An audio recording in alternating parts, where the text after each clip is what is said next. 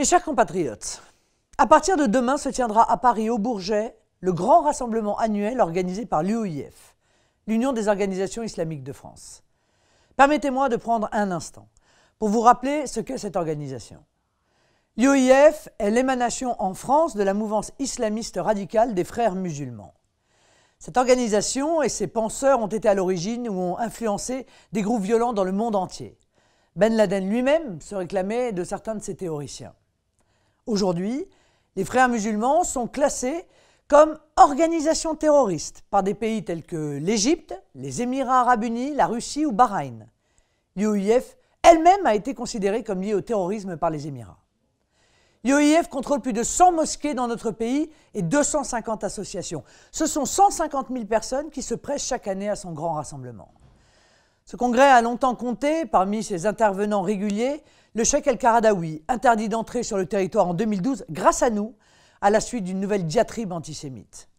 Sommité mondial des Frères musulmans, il s'est prononcé en faveur des châtiments corporels, de la peine de mort pour les homosexuels, de l'assassinat des Juifs.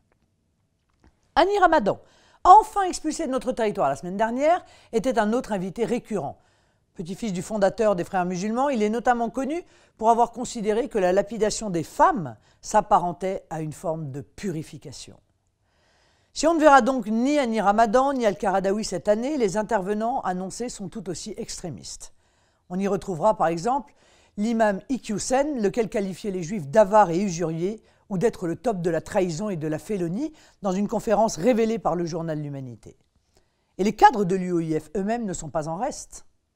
Ainsi, Amar Lasfar, actuel président de l'UOIF, déclarant dans un entretien en 1999 « Nous travaillons à ce que la notion de communauté soit reconnue par la République, alors nous pourrons constituer une communauté islamique appuyée sur les lois que nous avons en commun avec la République et ensuite appliquer nos propres lois à notre communauté. » Ainsi, Ahmed Jabala, ancien président, résumant en 2005 dans le journal L'Express, l'UOIF est une fusée à 2 étages.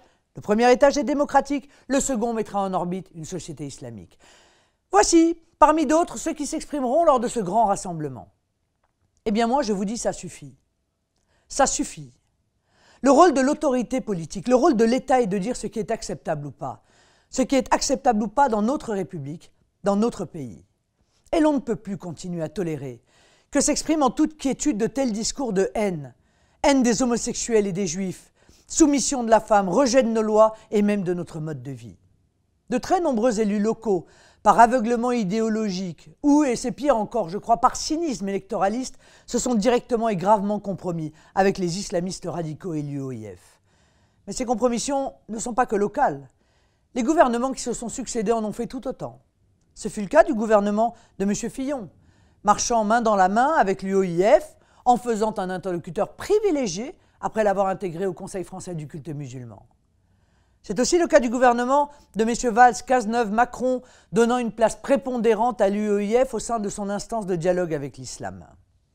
On a même vu, en 2016, le CCIF, prétendue association de lutte contre l'islamophobie et véritable relais islamiste, intervenir dans 42 écoles.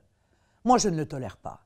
Au nom de notre laïcité, au nom de notre identité, au nom de notre civilisation.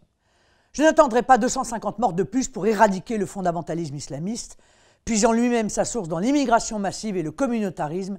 Il est le vivier de recrutement du terrorisme djihadiste qu'il faut assécher. Depuis des années, je réclame l'interdiction de l'UOIF et de toutes ses ramifications. Et pour commencer, je demande aujourd'hui solennellement au ministre de l'Intérieur de procéder à l'interdiction du rassemblement islamiste du Bourget. Chez nous, en France, les prêcheurs de haine ne doivent pas avoir droit de cité.